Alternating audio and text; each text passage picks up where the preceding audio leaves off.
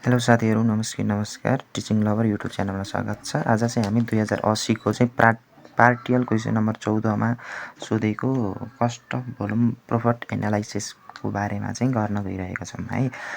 यो क्वेसन रहेको छ years sales value total cost दिएको छ।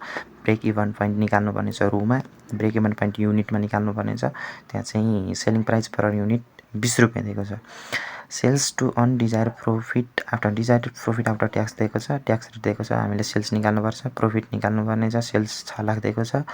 मार्जिन अफ सेफ्टी प्रफिट भनेको 40,000 दिएको छ। यसलाई हामी सोल्युसन गर्नेछौँ है त। यहाँ हामीले क्वेसन जस्ताको जस्तै सार्ने हो, जस्तो छ क्वेसन हामीले त्यस्तै सार्ने। इयर्स हो, सेल्स टोटल कस्ट प्रफिट जस्ताको जस्तै। प्रफिट कसरी निकाल्ने भन्दा यो सेल्समा चाहिँ टोटल कस्ट घटाइदिने। हामीले बेच्यौँ 3 लाखको खर्च गऱ्यौँ, 2,80,000 भनेपछि 20,000 हामीले के भयो नाफा भयो। ब्रेक इभन पोइन्ट रूमा निकाल्ने कसरी, यसको सूत्र भनेको फिक्स कस्ट काम भने पिभी रेसियो। फिक्स कस्ट कसरी निकाल्ने, पहिले फिक्स कस्ट निकाल्नु पर्यो, त्यसपछि पिभी रेसियो अथवा जुन निकाल्दा पनि हुन्छ।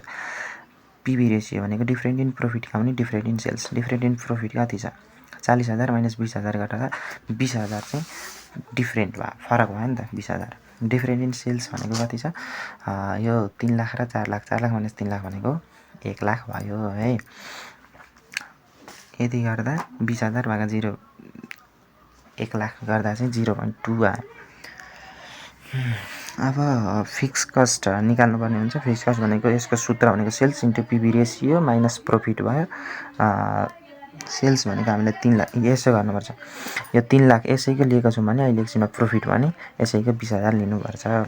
3 लाख इन्टु 0.2 भर्खर निकाल्यौँ, अनि माइनस प्रफिट भनेको 20,000 भनेको प्रफिट चाहिँ यही सुरुकै राख्नुपर्छ। यति गर्दा हामीले 40,000 आयो। त्यसो गर्दा यसको सूत्र 40,000 भागा 0.2 पिभी रेसियो 20,000, 2 लाख आयो है। Break even point in unit its selling price भनेको 20 रुपियाँ दिएको छ।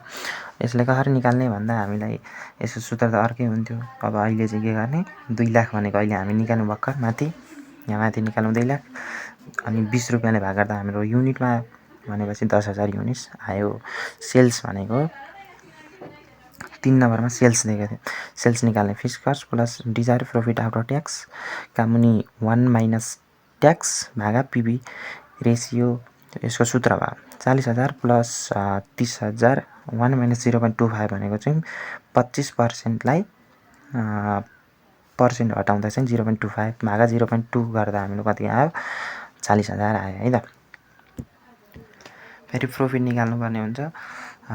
सेल्स चाहिँ कति दिएको छ, 6 लाख दिएको छ सेल्स। यसको सूत्र फिक्स कस्ट प्लस प्रफिट का भने पिभी रेसियो भयो। 6 लाख हामीलाई दिएकै छ। फिक्स कस्ट भनेको 40,000 अघि निकालेको थियौँ, प्लस प्रफिट निकाल्नुपर्ने 0.2 भनेको पिभी रेसियो। 1,20,000 चाहिँ कसरी आयो, 6 लाख इन्टु 0.2 गर्दा 1,20,000, 40,000 प्लस प्रफिट। यो यता आउँदा माइनसमा भयो, प्रफिट भनेको 80,000। मार्जिन अफ सेफ्टी पनि निकाल्नुपर्ने हुन्छ। प्रफिट चाहिँ 40,000 दिएको छ, यसको सूत्र के हो, प्रफिट का भने पिभी रेसियो। 40,000 भागा 0.2 गर्दा 2 लाख एन्सर। धन्यवाद।